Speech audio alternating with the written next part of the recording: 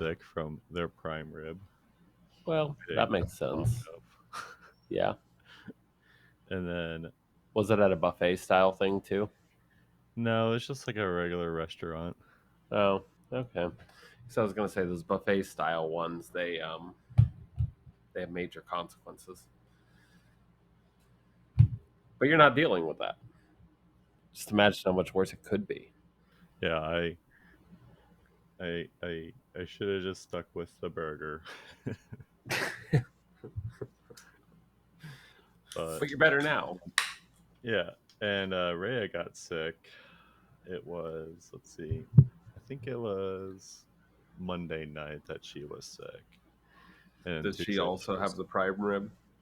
I don't know what made her sick, but she had a fever and was not keeping liquids or solids down. So she was not having a good time. We weren't having a good time. Well, I can imagine you weren't having a good time. So Yeah, when a baby's upset, a baby's just upset. There's an on and off switch, and that's about it. yeah, yeah. It was fun. Good times. But now we're all Yep. better. It was fun though. Well, still water park. And How'd you find out it was the prime rib? technically, it could have been the rotted potato that they served me also. It's more That likely I to be than a meat.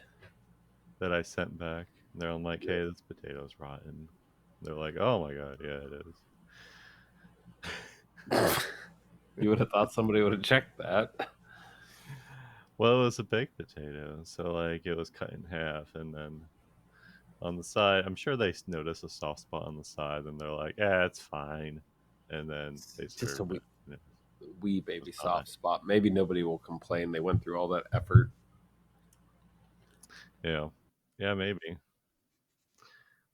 it was great.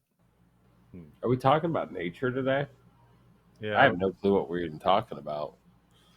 So, speaking of kids these days, um, also welcome everyone to the podcast. Oh man, we're doing a podcast now. Sometimes Yeah. we try. We do a very bad job. Maybe we'll be more consistent one day. I hope so, but like as of right now, I don't know. Everything's subject to change. I might even be in Houston all next week. So, Yeah, hmm man. I was Love told, Texas. yeah. Well, I was told to schedule a one-way ticket. So, but Jeez. yeah, so I was told to schedule a one-way ticket, and then afterwards, I was told, well, you could probably still come home on Friday, and I'm like, it's that's quite the difference of schedule a one way ticket to 5 days. if I'm stuck there over the weekend, they're not even going to be there. It's literally just to save some airfare, right? Yeah. I don't know what I would do in Houston for 2 days. I mean, Well, you like cowboy boots and I cowboy do like hats. cowboy boots. I like guns. So, I mean, there are possibilities there, but I'd rather just shoot my own gun if I'm going to a range. Well, you just go buy a new set of cowboy boots and cowboy hat, and then go look at Craigslist for Ford F-150s, and then drive yourself back. You know, I mean, honestly, there are worse things. Yeah, I'll have you love all the F 150s. you love Facebook Marketplace. Yeah, I've never had a bad experience there ever. Imagine all the Fords that you'll find in Right. Houston on Facebook Marketplace. Yeah. Just imagine. And All all I of them are like slightly not working. Think of all the good deals you can get. the deals, yeah. I bought a pickup truck for $2,000, but it don't work yet. I know what's wrong though. Just needs this little bobbit that you got to put deep down in the transmission. It needs to be tore all apart, but it's 50 cent part. Yeah, that sounds like Oh, something you would do. it does, and I would do it. but not while I'm down there on business. I don't really feel like adding extra stress. It's like going into a place where everybody's not too happy with you and there's a bunch of narcs. But we're not talking about capitalism today. No? We have a fun discussion about Do you nature. want to start do you do you want to start with like a new introduction so that way you don't have to edit so much? Welcome to Ethica America, where we talking about nonsense for 20 minutes, and then I edit through it to see what can and cannot be into the episode. And the worst part is that it's all Aaron. It's all I have never once done nonsense. So it, I it's lied. I lied a lot. I'm always about that nonsense. it's fine. Uh, I mean, we always go on side tangents, but we also don't catch up, so we have to catch up for the first 20 minutes. So yeah, because I just don't talk to anybody. So that's really what that comes down to, and it's all Aaron's fault. Damn it. it really is. I'm always like available Ignoring. and Yeah. And like, okay, all right, whatever. er, yeah, Yeah. sometimes I'm not very good at responding. My sometimes my responses are just okay. Yep. Yeah. Amanda yells at me for it too. I mean, you're better than me though. Like, I go a week without talking, and then I'm like, that's right. We had plans to do this Sunday, so I should probably get informed on like Friday at 1 a.m. Yeah. Uh, Um, but I did do a bunch of uh, Chat GPT prior to the episode, so I you got the can. idea of doing this episode last week when we were talking about our next episode being microwaves, and then Uh huh. you mentioned Mount Everest being full of poop, and I'm like, this reminds me of a thing that I read about 3 days earlier, and that was about the Hyperion tree and how it's being protected. And by that I mean this tree is its whereabouts is supposed to be guarded and unknown, so Mm-hmm.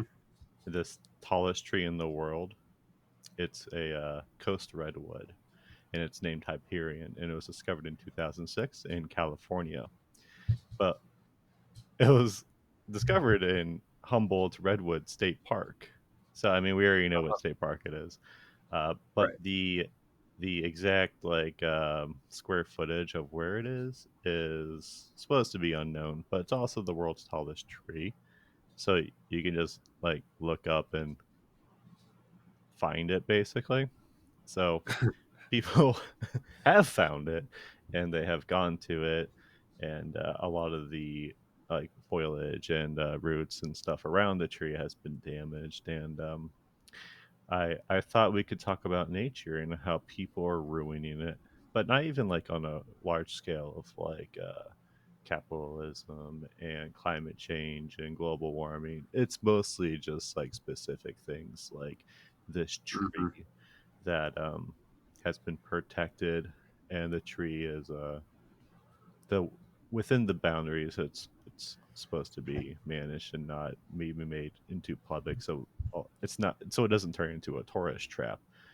Mm-hmm. And because we do have some touristy things too that are protected that people have also damaged and ruined, but they like to try and keep the area managed to preserve its natural beauty and the ecological value of this really cool tree that's super tall. And it's also Is it, 2,000 years old, so is tough it to taller beat. than me? I'm like 6 foot tall. It is. It's Oh, actually only a little bit taller than you because you're six it's like feet tall. 7. This Yeah, and tree that's is like nine. 7 feet in tree This height. tree is 9.7 feet tall, Okay. and Oh, good. then you add 370 to it, so it's 379.7 feet tall. Oh, well, that's not Yeah, so different. You're right. It's just a little yeah. bit. Could you Yeah. imagine that tree like being on your property and like a branch is like falling off and over to your neighbor's yard, and then they yell and complain at you, and you call your friend over with a rope, and they were like, we gotta take care of this branch, but it's like 400 feet high. Right, yeah, crane can't even reach it, so you're just kind of like relying on God at a certain point. At You that know, it's point. funny. It is funny that you mentioned that, though. So my parents had a neighbor for a little while who planted a redwood tree in his front yard, and my dad was like, "You do understand how high those things grow?" And it's like, "Dad, and you're not going to live long enough for it to grow that tall, like, Right. you know." And Yeah. he's like, "I don't like it." And it's like, come on. How tall The is the it guy now? was, uh, I don't even know. I think the guy took it with him when he moved out, believe it or Oh, not. So I would basically too. grew roots, and yeah, it Yeah. grew roots, and he decided this was his favorite redwood tree, and he decided that moving on with it, Yeah. from what I know. But it could still be there. So I don't exactly know where he planted it, but I did notice that there was a large hole in his lawn after he sold the property with what looked to be like something dug out of it. Yeah. It's like, Could you oh, imagine buying a house, like going to a house opening and looking at the house and be like, oh man, that's a really cool tree. Is that a redwood? Wow, I can't wait to buy this house and have my own redwood. And then right. you sign everything, and then there's a giant hole with the redwood ripped out of the ground. I mean, I read something not too long ago about somebody who they were renting an apartment, right? And they had permission to do whatever they wanted in the Hmm. back of the apartment, right? Because it was like, from what I gather, or maybe it was a house. I don't Yeah. know. But from what I gathered, they were allowed to landscape the back of the yard or back of the house, back of the apartment, something like that. It might have just been a double wide. I don't know all the details, but so they did that, and then they decided they were going to move out because the landlord like hiked up the rent by about 200%. They're like, yikes, can't afford that, I'm out, right? Yeah. And they were like, well, since like all these things are on hanging planters and most of it is like, basically I'm just going to take all my plants with me, Yeah. since most of it won't disturb anything, and I'm going to take my patio furniture and this and that, right? So they move out, and then the landlord's like, what the hell, you know this was mine, this is what it looked like before, and you can't just rob me of that. And the guy's like, except I paid for it all, like, you know none of it was permanent, like, Yeah. the above ground planter, I think he moved it out of there, and the backyard doesn't look bad from what I gathered, but it's like it's just barren now, and the renters that the landlord was trying to the new renters were they literally bought that place or rented that place because they wanted that garden, right? Oh. So the landlord was trying to sue the person, even though it's like most of it seems like, you know if it's in your lease agreement that you can do whatever to the property in the back, Hmm. then you don't, like, I mean, you don't wreck it. It's not like you're ripping up grass or anything like that, but like, you want to take some above ground planters with you with your plants, that seems fine with me. But Yeah. apparently they're in a lawsuit now. So Man. yeah, other people trying to write off the coattails of somebody else's property. It's kind of weird. It is kind At of least we weird. don't do that here in America. No. We Yeah. just rent the place and destroy it, cause $40,000 worth of damages, move out, and then there's nothing you can do. Still nicer than how we did the Indians. It's You want some very cheap true. sacks of chicken, and like, we got Yeah. some gold coins. You want them? They're nice. But um, we own everything east of the Mississippi now. yeah. And West. But not We all just at own, once. we just own everything. No. Way to be shisty about it. Yeah. You can go visit the Anyhow. tree, by the way, and Yeah. uh, if you get caught, it's $5,000 fine and 6 months in jail. How much do you think any park ranger actually cares about that, though? I don't know. I feel Most like it park. would be hard to well, since TikTokers exist, you can definitely take pictures of it and um, get caught with it. But other than that, I feel like it would be a hard thing to control unless you put a bunch of cameras up around it. But I'm sure that's also not preserving the ecological value of it Yeah. and the Well, natural beauty. So and that being said, like I think a solar. Let me just look up real quick to make sure that I'm right. But solar cameras, yeah, they're pricey. yeah, I bet. And you have to go over there to get the footage too. It's not like you can connect it to your Yeah. broadband and For a really cheap one, you're looking at $50, but you need to have some way to network it. So yeah. at a certain point, you need solar panels and power. And considering that you're in the middle of a forest, I'm not sure that you'd be able to use solar panels. Also, more concerned about like why when you type solar panel or solar camera price, why is it that the top options are solar camera price in Nigeria, in Pakistan, in Uganda, in Bangladesh with Wi-Fi? Well, that wouldn't make sense. Under 5,000 in Pakistan OLX. I don't know what Pakistan OLX is either. But why is it like? Well, I could actually I know the answer to this because the price of solar panels right now is dictated by the country importing them because they mostly come out of China. Ah, So the U.S. we have this big problem with importing solar panels right now if they're made from China. oh. Yeah, Well, Kamala was so going to fix that. maybe I doubt it. I mean, at a certain point, you're just taking up farmland. So it's like we got power now, but you remember that food thing that we were trying to solve? Um, no, I'm more worried about the housing market because I got Hello Fresh, so I'm not worried about food ever. Oh, that's fair. And HelloFresh is sure to keep those prices low, low, low. Maybe. If not, then we got Factor. We're gonna try Factor to see how Oh that man, is. Have you seen you ads for that? why? No, I haven't. But why are you looking into alternative markets when HelloFresh offers a delicious meal? Because you can only do like a 4 meal plan a week. So if Uh you huh. want something on those other 3 days of the week, you Hmm. either have to like do something yourself, which is crazy, or Yeah, you try Factor, or Heal, or who knows what else. Oh, I also found out that Weight Watchers is owned by Heinz. that's kind of funny. You mean the people who make sugar tomatoes? Yeah, yeah. Okay. All right. I thought that was also weird. Yeah. Yeah.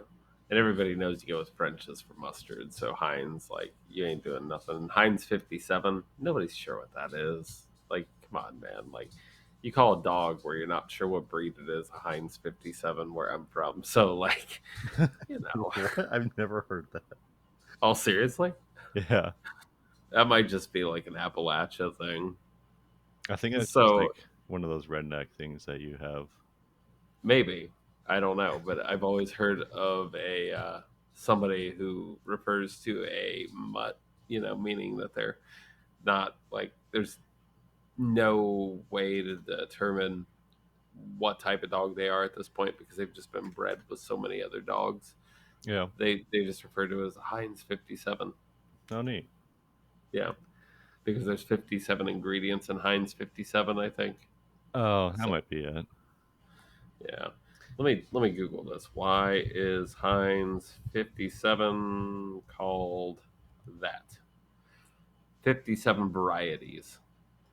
Oh, okay, nice. Yeah. So it's a steak sauce. It's named after the company's 57 varieties advertising slogan. The slogan was developed in 1902 as part of a marketing campaign to inform consumers about the many products Heinz offered. Oh, Yeah. So but 57 being the number.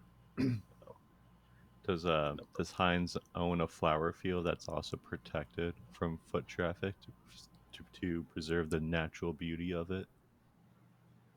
I don't know. We could Google that. Does Heinz kill the environment?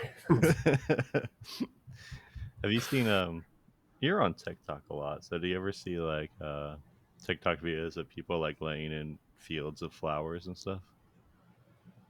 No. Oh, okay. I've seen a couple, but they're usually like taken from protected fields, and Mm-hmm. now it's like being ruined too because of TikTokers trying to get pretty fit pictures for the Yeah. for the clout. It's interesting. Man. Yeah. So Kraft Heinz didn't monitor wastewater pollution I'm not um, surprised. in at least one of their facilities. So chances are, no, they don't give a shit about your tree. So They don't care about the flowers. They don't care about the tree. They only yeah, care about people enjoying ketchup. that ketchup on that hot dog. Yeah. I can't. What are the other 57 products that Heinz makes? Uh, I couldn't even tell you. I only know of ketchup, and then but there's also like some variants of the ketchup. I wonder if they're including those. Oh, they make gravy, which is I'm not sure that you can legally call it gravy, It's but just, they do make that. is it They make sugar? mustard, they make relish, they make vinegar, Yeah. they make barbecue sauce, mixed sauce. I don't what the who is like who we are, what we do. Something that we make is mixed sauce. It's like what does that even mean? Like all of your sauces should be mixed. Like what does that mean? See, some people don't even like mayonnaise. Like I can't. Oh, it's like mayo chup, mayonnaise and ketchup. Oh, yeah, Yeah. So they yeah. make multiple varieties of mustard. They make Heinz 57 in a couple different formats. It looks like. Do they also Um, put like barbecue sauce and ketchup together to make some other I don't know. concoction of? I'm looking. Looks like they take sweet mustard and barbecue sauce and put it together. They make Buffa Ranch. Hell's yeah. Chili sauce. What? Heinz. We got to load more. Oh man, all sorts of styles of gravy that you don't want. Why is something called Culinary Crunch and it's supposed to be a sauce? Oh, it's a chili pepper crunch. Maybe that makes more sense. There are multiple things called Culinary Crunch. It's like, ooh, the alliteration there. Vinegar. We got to show more again. We got more Heinz 57. We've got India relish. Don't know what that is. We have honey racha, which is honey and sriracha, jalapeno ketchup, Kansas City sweet and smoky barbecue sauce. What is this? Seemingly ranch. I don't know what that is. It seems like it's probably a light version of ranch. Oh, there's cranch. I'm not sure that. Oh, ketchup and ranch. That's gross. We already mayo must. I mean, they're really just going after the market with mixed sauces. So I'm happy we looked into this because we learned what a mixed sauce was today. But why would you refer to it as a mixed sauce? I mean, I get you're just I mixing two of your like products together, but I don't know. I like probably just I like pizza with ranch and sour cream. Pizza with sour cream is pretty good. oh, yeah. Yeah, Only way I've and had that is a taco pizza. yeah. Yeah. Hmm. But either way, with mayo chip and honey racha, no, not protecting your tree. So Are they trying to protect Mount Everest? I doubt it. Oh Unless they got like ketchup bottles for you to shit in up there. no, we you just do that outside, and then the snow covers it. I thought I had read somewhere too that they were recommending you clean up somebody else's poop too. Like for every like basically like a buy one get one of bagging, and it's like bagging your own poop is already a hard enough ask, right? Like Mhm. bagging like a second one to prevent the shit slide that's going to happen well after they're gone. Probably not something that the Uh, rich and elite, because it's really only the rich and elite that can afford to do it. Probably not something they want to do. yeah. Well, there is a human waste issue with it, and human waste Hmm. management is a major concern with Everest. And estimates suggest that thousands of kilograms of human waste are left on the mountain each year. Yeah. But they do have stricter regulations, and climbers often use the mountain as a toilet, resulting in lots of waste accumulation, particularly in a high traffic areas like base camp and higher camps. So at all Well, the camps where you're just chilling, there's just poop everywhere. But after like you got base camp to get used to the altitude, and most people drop off after that. If they're gonna climb, they typically just go up to that first level and then they stop. But yeah, you do have those people who are just committed to go all the way to the top, which I can't blame them. mhm, But in that commitment, they will have to poop at some point. right.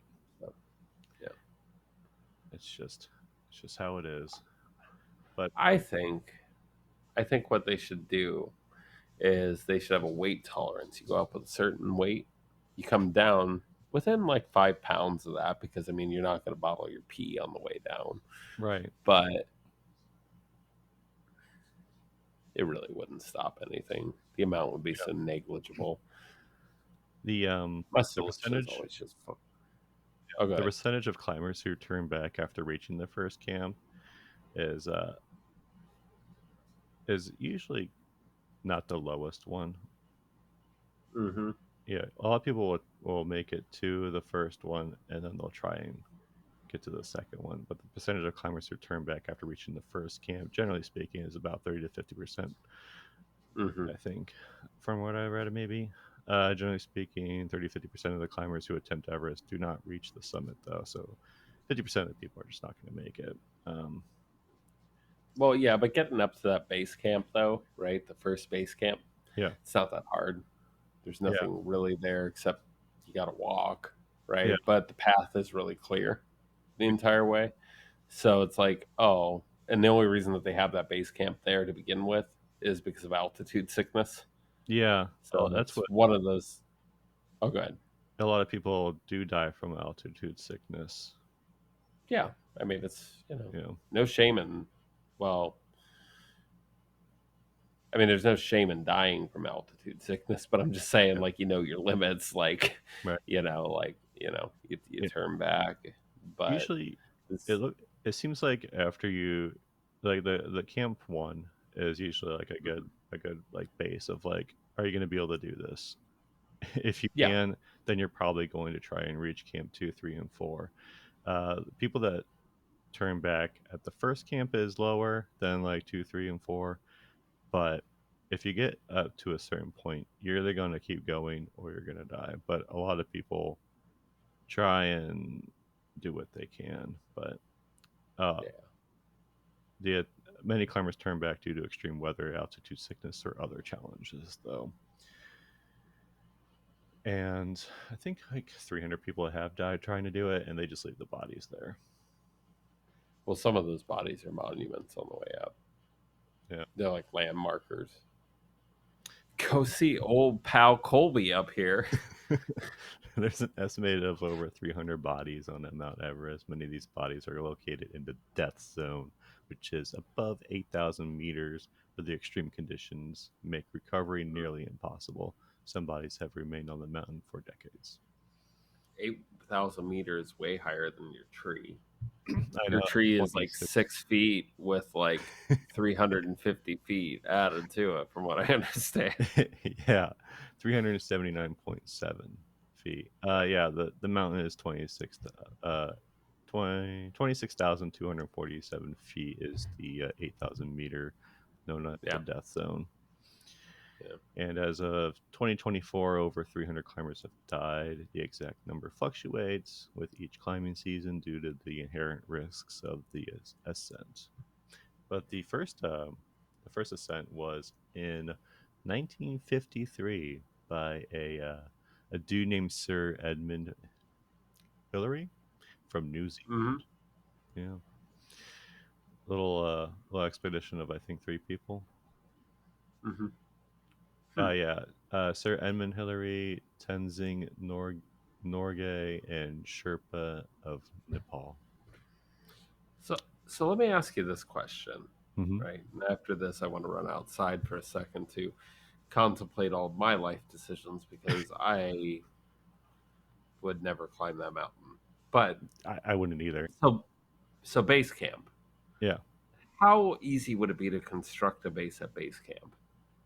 I mean, that's pretty much your starting point, from what I I don't know. understand. Like, so base two, what does that look like up there? I don't know. I didn't even look at pictures of any of this. Well, I'm just thinking like it would be really hard, right? I Yeah. mean, for one, I'd have to give up my diet of honey racha, but for two, like, or maybe I just bring it with me. I don't know. I'll put my poop in it on the way down. But like There you go. number two, like, let's look this up. It can't be a very good base camp, or camp to Mount Everest. It just can't be. How do I want to put it?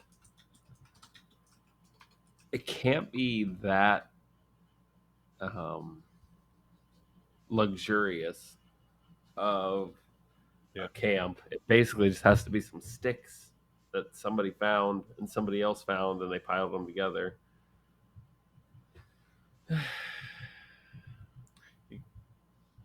Base Camp 1 is literally just like a ton of yellow tents surrounded by Mm-hmm. like ice and rocks. So yeah, so there's really nothing at base two, Yeah. right? Except for like you bring your own tent. There is no construction, but what does base camp look like? Um, I'll show you a picture. I think this is Base Camp though.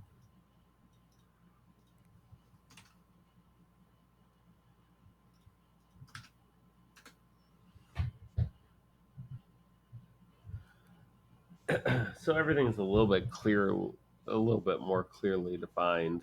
Yeah. I thought there was a cabin on base camp, and I might be wrong.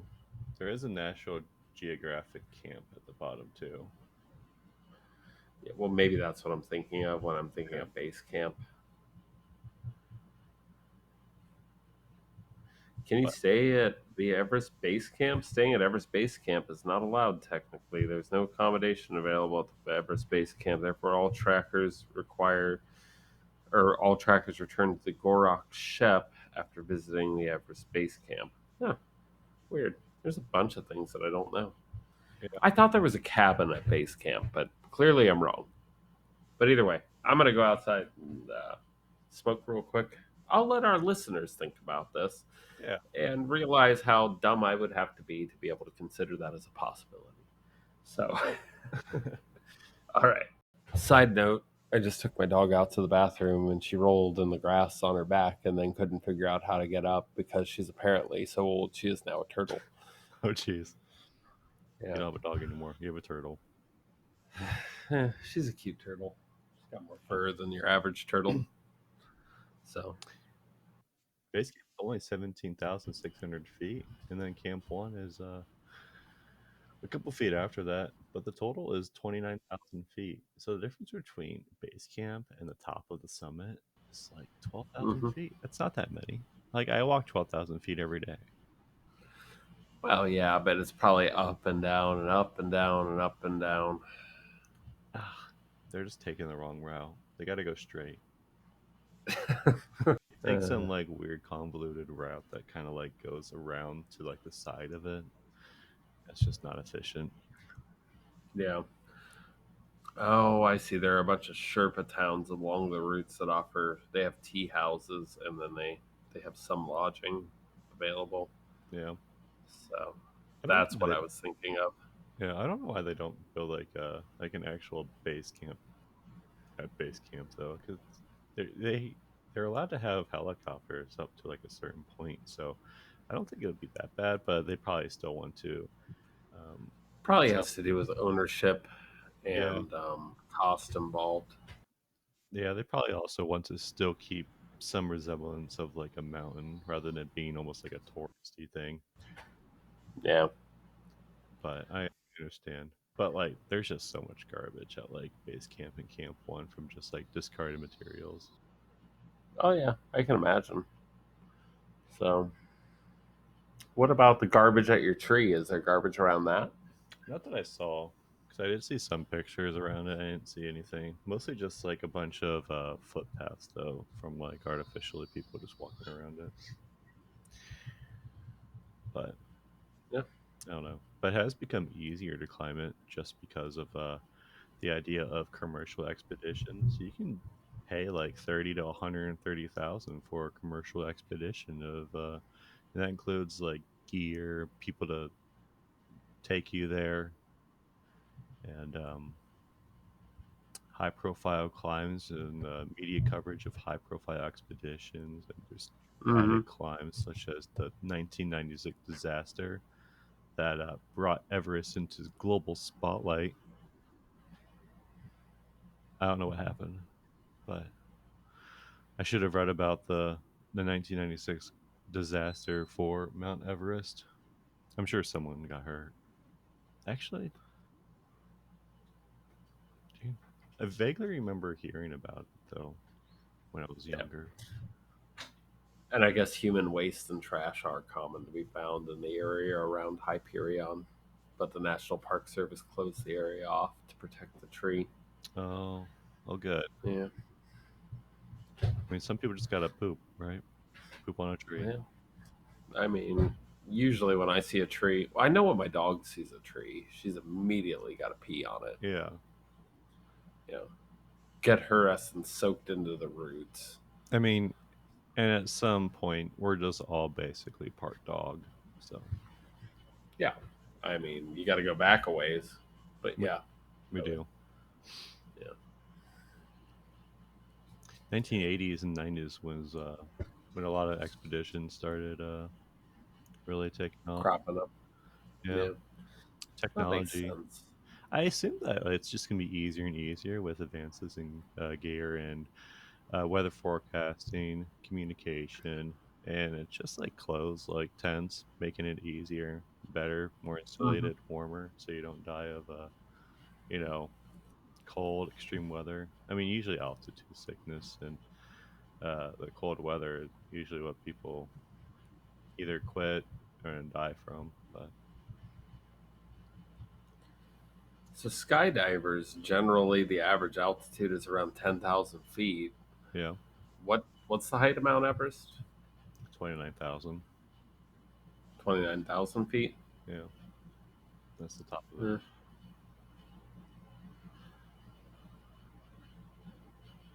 They can Yeah, go up to 15,000 feet. I'm kind of surprised they don't offer a service like that where you could skydive into base camp. Maybe they yeah, do. they might. Let me look. Skydiving Mount Everest. Not the first person who's thought of this. um, usually you need oxygen when you get to 7,000 meters. Yeah, Well, that's after Camp 3. up up to 23,000 feet. I don't know why it says for Indian citizens. I don't know if it's like just Indian citizens are allowed on this journey or what. Mount Everest has accumulated, let's see, thousands of tons of waste, including Hmm. discarded equipment, human waste, and other debris. In Yeah. 2019, that's when they started doing a major cleanup um, initiative Hmm. where organizations were, their goal was to collect trash off the mountain, including used oxygen canisters, debris, poop. But it's hard because it's high altitude, harsh weather, and the sheer scale of the mountain make cleaning up very difficult. I understand that. You're trying to clean a mountain. I mean, mountains aren't like known to be pathy. They're sharp rocks. Right. Yeah. Basically a mountain I climber. mean, yeah. I mean, at a certain point, you have to know all that. You have to understand how to uh, feel around for a Yeah. crevice, whatever you want to call it. I think it's called crevasse, technically. Some fancy French men who died probably came up with that term. Yeah. So, better yet, though, second tallest mountain range in the world, K2. Kakarom. Yeah, Karakoram mountain range. That's in Asia. Maybe they allow you to poop on the Maybe. mountain still. Yeah. I guess my main thought is I have a couple actually. So one, the people that just have like this thrill of adventure that want to climb it. I mean, a lot of people just don't want to do it. I mean, I don't want to do it. I don't feel the need to have this accomplishment of wanting to do it. But I also, if you want this sense of adventure, though, I mean, don't you also want to like take care of it for future people to enjoy it? Well, I mean, you got to think about it though. A lot of people are raised with the idea that poop is basically fertilizer, not realizing that, like, at higher altitudes, that just becomes frozen and it becomes a poop slide at a certain point. Yeah, I mean, if you had asked me a few years ago, like, if I had thought about that, I wouldn't have thought about that. yeah, I wouldn't have thought about, like, the amount of people who have, well, no, that I would have. How you would get people off of that mountain. And the answer is you just don't. right. I mean, that's a lot of the people. They do just leave the bodies there because they can't remove them. Right. It's just so difficult. And it's not like you just. Yeah. I mean, I guess that since you are on a mountain, though, you could just pick up the body and just shove it off the edge somewhere, and then if it rolls down, great, animals will eat it. Yeah. But then why? You know, Yeah. I mean, the other thing that I think about too is, yeah, so you got that going on, but like most people think that it's just one mountain that you're climbing. I mean, maybe it is, but it still has dips and yeah, it still has everything else. Because, like, I know some people are like, why can't you just put it on a sled and, like, ride the sled back down? And the I mean, answer is it's just not as even of yeah, a mountain as you it's think. it's a mountain. It's not like a ski resort hill. Some people think you can just get a snowboard and get on top of the mountain and go down, but no. I mean, like there are certain points where it's walking, walking, walking, ledge of death. Yeah. Go around said ledge, Yeah, go down a little bit, come back up. right. I mean, Yeah. there's pictures of people walking on this like 1 foot like walking path basically to try and get to the summit because Yeah. it's a mountain. There's no. It's not like a trail. There's no trail on it. Here, Hmm. if you slip, you could go.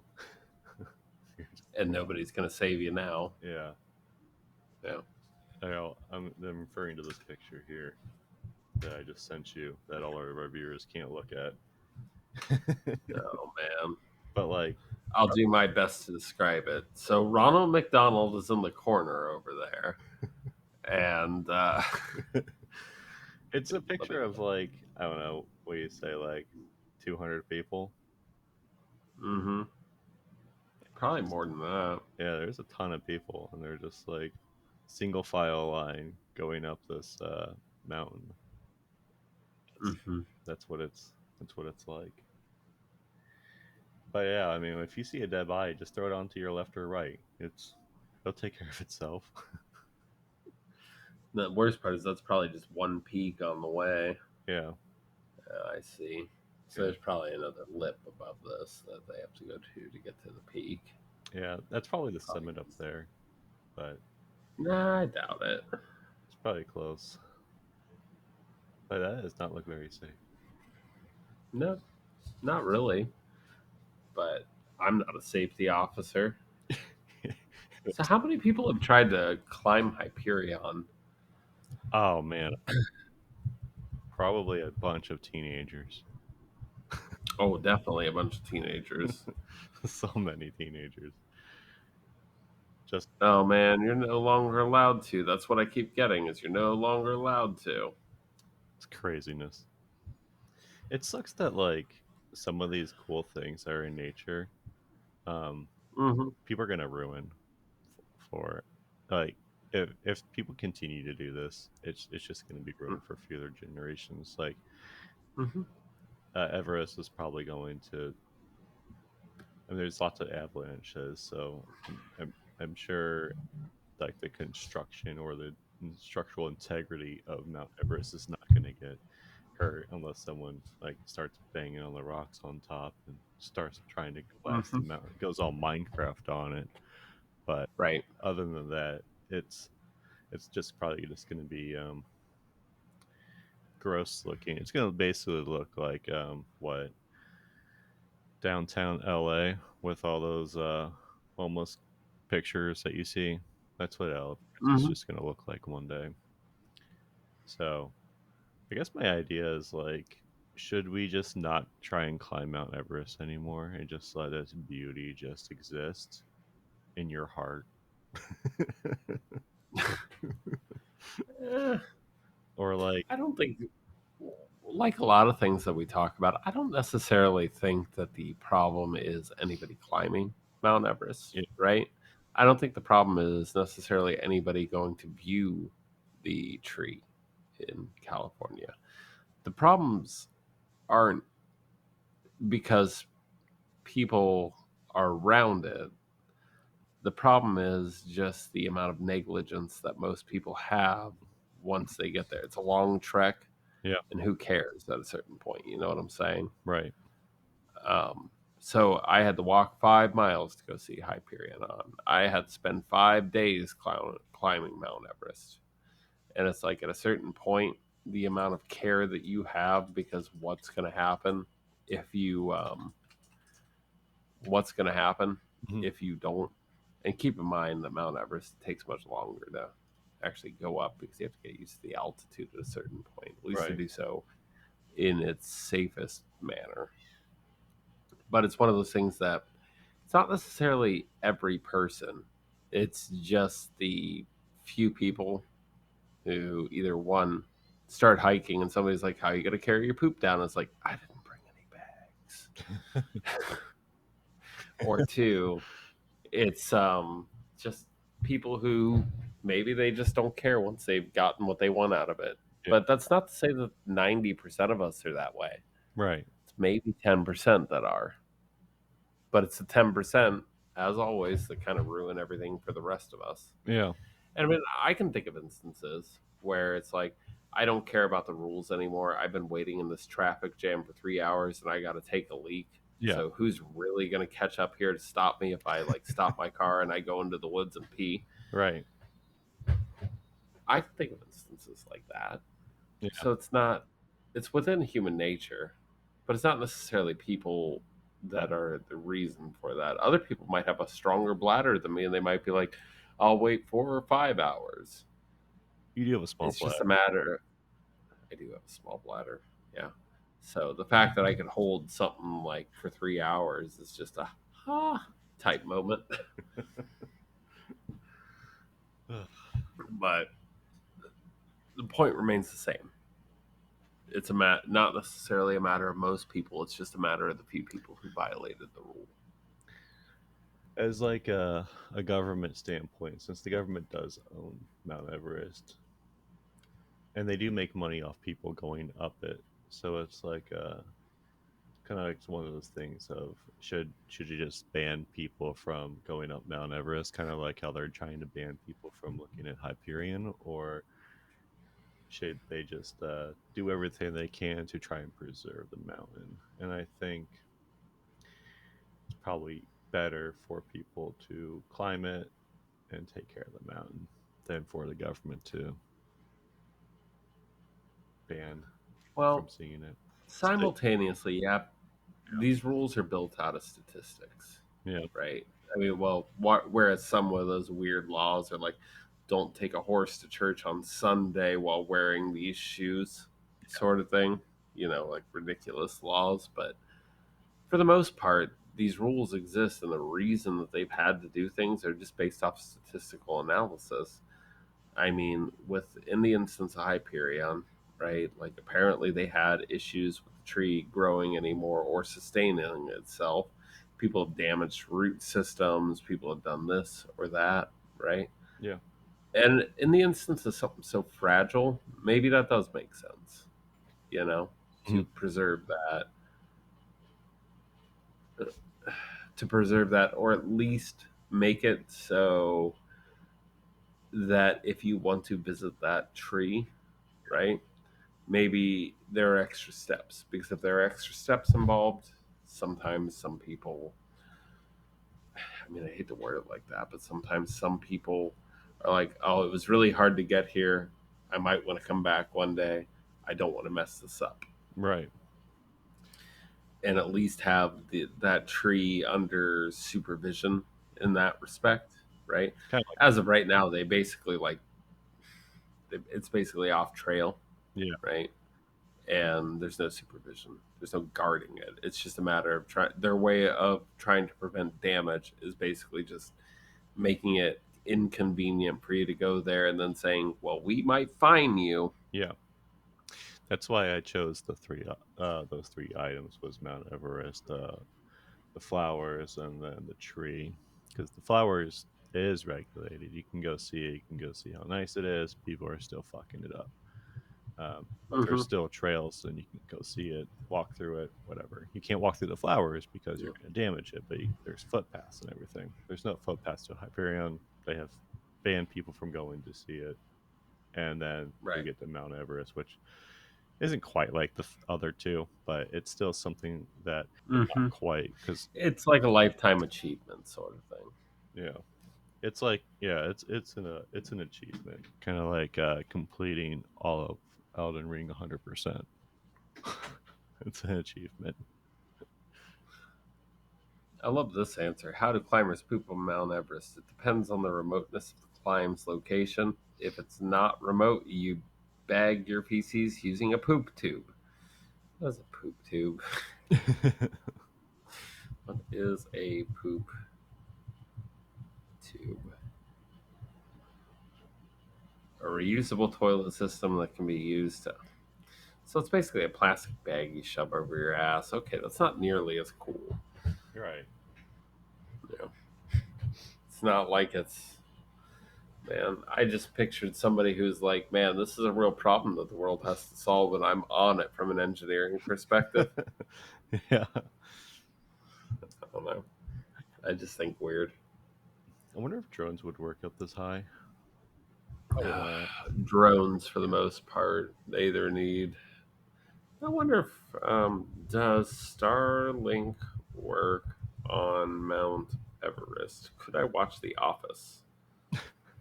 Starlink has been tested on Mount Everest. Wow. They brought the device. SpaceX brought the device to the summit to test the service's high and low speed capabilities, and they plan to hold a live video chat with Elon from the summit, depending on weather conditions. So apparently, Starlink will only work under some weather conditions, which isn't surprising. That's not Starlink's fault. Yeah. That's just technology. Weather get in the way. I mean, your internet goes out when there is a big thunderstorm sometimes, so that's what Hmm. it is. Yeah.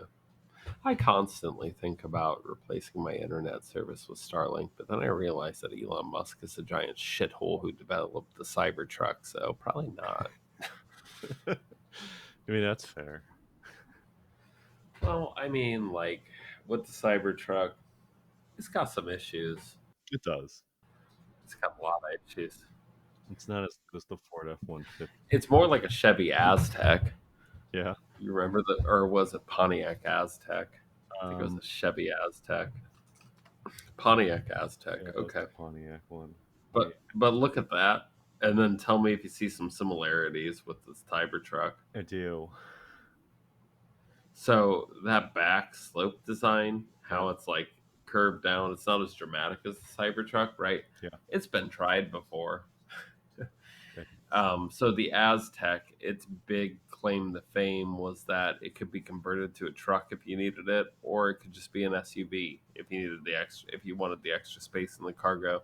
And everybody was like, "Oh, I love the idea of choosing," but in reality, Mhm. right? You just have to choose between, do you want it stored indoors or outdoors while in transit? Yeah. So most people just left it in one position. So it didn't really matter.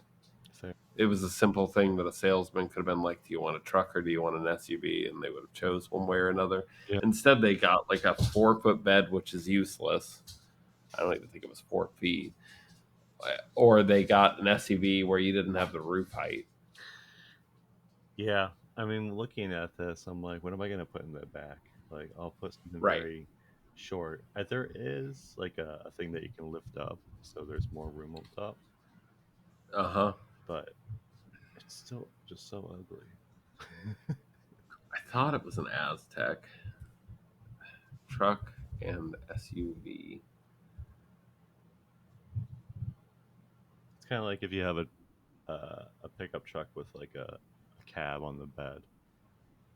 Yeah, well, most people just left it up all the time. Yeah. So, Chevy convertible truck, um, SUV. What's it called? Oh God, I forgot those things existed. The SSRs. I like the They, SSR. I hate them. It's my favorite pickup because like it's just so useless as a pickup truck. You can fit one corgi in the back, and that's about it. Yeah, but yeah, I think it was the Aztecs. Anyhow, I might be wrong. But I really liked the idea when I was a kid because I'm like, you could use it for truck things and you could use it for not truck things. And then it turns out it didn't matter because the storage space sucked. Yeah, that's how I felt about the Juke. And I'm like, oh, it's a hatchback. I can fit a bunch of stuff in the back. But no, like the Uh way huh. that it's designed is like it's just such a weird slope, and there's no room in the back. But you actually can't like fit normal stuff in the Yeah. back of it.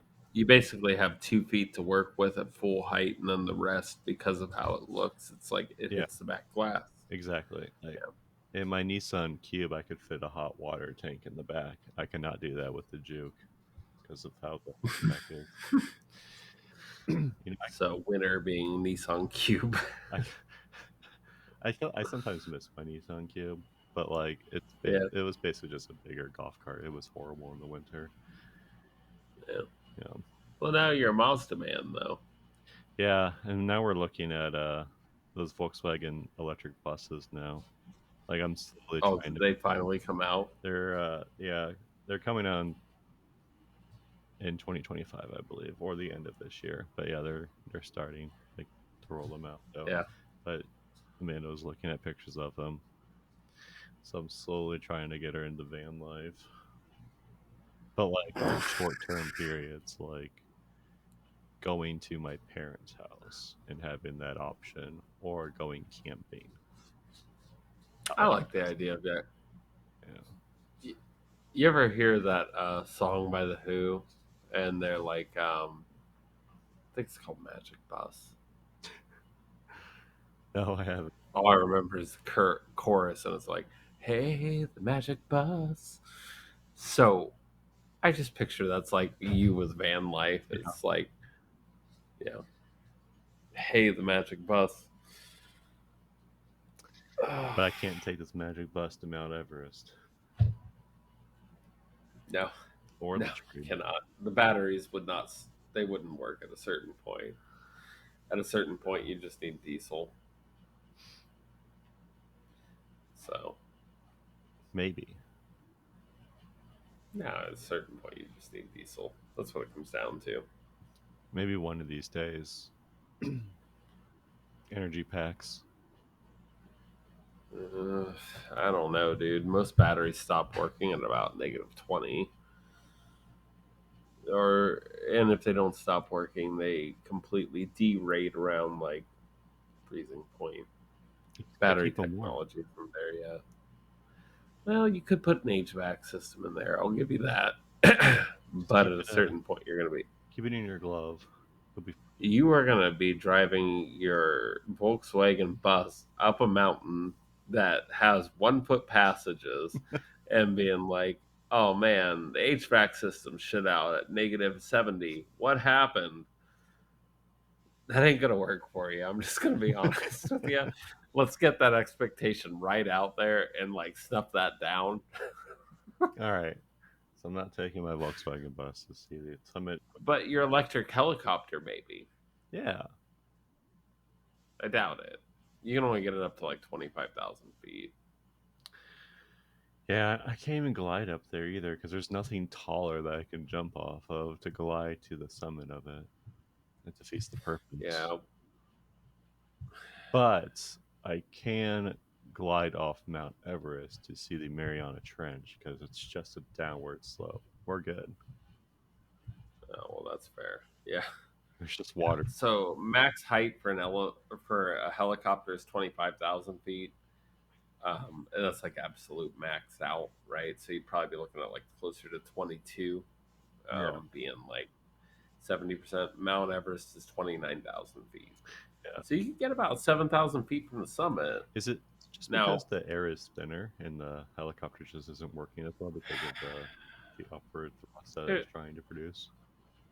there's a few reasons. So manufacturers typically design the engines with a fuel map in mind, and that fuel map takes altitude into consideration. But at a certain point, beyond, I will say, like 20,000 feet, they no longer give a shit about the altitude anymore because you really shouldn't be flying a helicopter beyond that. So programmatically, it's out of the equation, right? But yes, that is because at a certain point, you're dealing with PV over T1 equals PV over T2. And pressure times volume over temperature 1 is going to equal pressure times volume over temperature 2. And the air gets thinner, right? Well, it's not even that the air necessarily gets thinner as much as it is that there is a lesser saturation of oxygen within it. So you're dealing with different percentage points in regards to that, right? The temperature is obviously getting colder, but let me put it this way: the human body can't really survive without additional oxygen going up Mount Everest for the most part. At least during the last leg, I'll say after base 3, though I don't know if that's It's about phase three. um, Is when they have that. It's when you are more likely to use more oxygen things. Your yeah, research that's what I'm or saying is that after base three. So people that are using it from base two to base three are likely to just have to turn around because they're not going to make it because they're well, already what I'm using saying though is after base 3. Is there a base 4? Did we establish there was a base Yeah, 4? there is a base four. Okay. So I'll just say between base 4 and the peak, Yeah. right? Um, During that event, right? Um, because your body cannot get enough oxygen to get up there, right? Mhm. You need to supplement it with additional oxygen. Well, an engine's no different. It needs a certain amount of oxygen or it's going to die out. And manufacturers don't really design um, aerial, well, anything aerospace aside from a space shuttle to work beyond, like, what to say, um, 20,000 feet, if that. Let me just look real quick because I can give you an idea. Highest city in the world. So if I were designing it, it'd be about La Paz. So La Paz feet elevation. So La Paz is the highest city in the world, and that's at about a 12,000 feet altitude range. If I were designing it, I wouldn't design it above 15,000 feet because chances are you're probably never going to need it above that. Mm-hmm. Which is probably why most helicopters, when they skydive you, they're not going above 10,000, 15,000 feet. Yeah. Base camp three is 23,500. Yeah. So I would say anything above 20,000, you're probably not going to have a good fuel map for, meaning the ECU won't know what to do. And even if you had a mechanical Mm-hmm. diesel, right, it wouldn't make a difference because you'd have to make adjustments to the governor, and you can't do that while it's in transit. I mean, could you make some accommodation? Yes, but it would all be theoretical, and you wouldn't want to do that. Yeah. So you'd basically be relying on a specific thing. You could supplement, by the way, which is probably how The highest helicopter gets to 25,000 feet because it probably can't do it for very long, Right. right? And you could supplement with something like nitrous oxide, right? Because that you could definitively add to the mixture to bring that oxygen saturation up to where you want it. But to answer your question, it's multifaceted. So it all combusts a little bit different up there too. I believe the temperature would probably be lower for combustion at that point, maybe higher.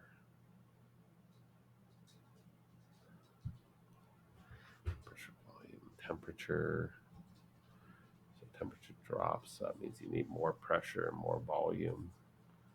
So you would need a higher volume or cramming a higher pressure into that engine. But because the air gets thinner, the volume is going to decrease as well. So you would need to change the compression ratio physically Yeah. to get that to fire off.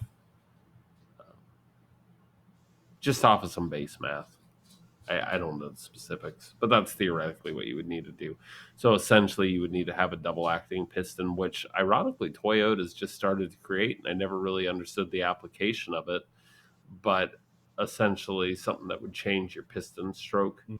the amount of air fuel mixture that you're looking to compress, um, which theoretically that engine could do. But I think the patent was only for a gasoline engine. And it does so with, it looks like the hokiest of things. It's probably going to fail right out the gate, but simultaneously somebody's been using it. I don't remember what manufacturer. It was a small manufacturer. They've been using it, but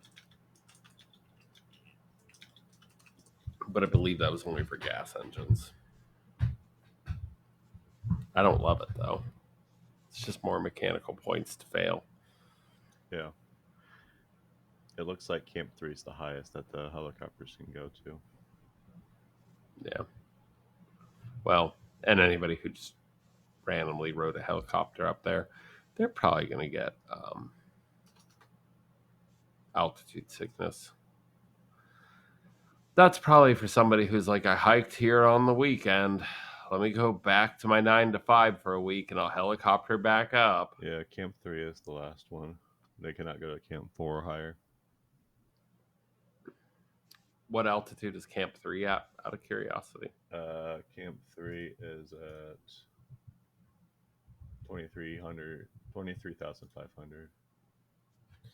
Yeah, And then that's about what my original estimation was. Camp 4 is 26,000. Yeah. You'll never be able to make that 25,000 foot stretch or beyond that 25,000 foot stretch, I should say. So, at least unless you're able to compensate for the amount of volume with basic math. There's more to it than that because you still need oxygen saturation, which would have to come in the form of like NOS or something like that. And then they would still have to meet federal and local guidelines for that, which I think the Himalayas in this instance are like on the border of India. So there probably aren't many. Yeah. But yeah. That's, To reach Hyperion, though, much easier. oh, yeah, for sure. That's that's all I had for today, though. For I have one last thing. All right, what's this thing? So there is an easier way to get up to Mount Everest. Is it You care? a horse? Well, I saw it on a cartoon once, and it's purely theoretical. But you bite into a York peppermint patty, and it feels like you're on top of a mountain. And I assume that you go to the top of the closest mountain to you. Yeah. Yeah. Did you ever see that Family Guy skit? I think so. The guy like bites into a York peppermint patty. He's like, I feel like I'm on top of a mountain. Then he is on top of a mountain. Yeah. And then he's writing in his journal next. He's like, Day 5, I have eaten all the stragglers who have passed by this mountain. I very much wish that I had never taken a bite from the York peppermint patty. Yeah, I do remember that. Yeah. Good old Family Guy. Yeah, it came in clutch here. Yeah. So I'm gonna develop a food where it just feels like you're on top of a high tree, Hmm. right? Um, I'm gonna use the same potion that York Peppermint Patty did. We'll have to verify though. Maybe I'll use a raccoon for that. They love chocolate. We'll have to make it in Utah because they have uh, less rules and regulation for stuff, and you can make a lot of stuff that's a supplement and not FDA regulated. Ship out of Utah. It's all good. They'll approve it. That, that makes sense. Yeah. So, I mean, like I've been selling RFK's brainworm juice for a while Did he out of drop out? Utah. Yeah, he did. Man.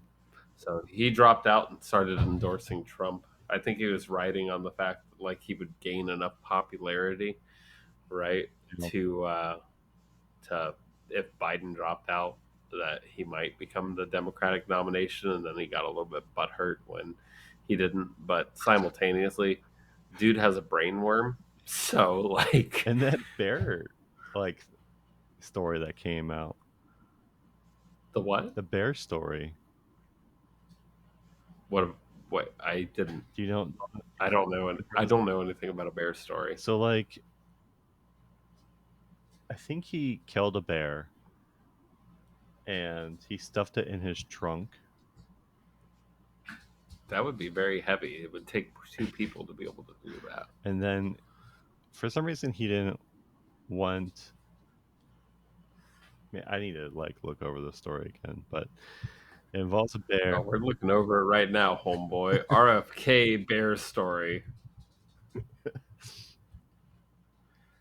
Amidst dumping a dead bear in Central Park. Yeah, next to a bike Fuck. because he wanted to make it look like a biking incident. Solving a decade-old mystery. What? A decade after the. Give me a second. A decade after the shocking discovery of a bear cub carcass in Manhattan Central Park, the mystery of who dumped it has finally been solved. Oh, this just seems like something he thought might be impressive to admit to, but Yeah, factually, nobody can ever actually do anything with. it was crazy. It was a weird story. I'll let you ponder over that story. Oh, he's a fucking idiot, but I've been saying that the brainworm thing is he just literally did this for attention. That's all this is. I mean, it's not dumb, but like the dude's a giant conspiracy theorist too, Yeah, right?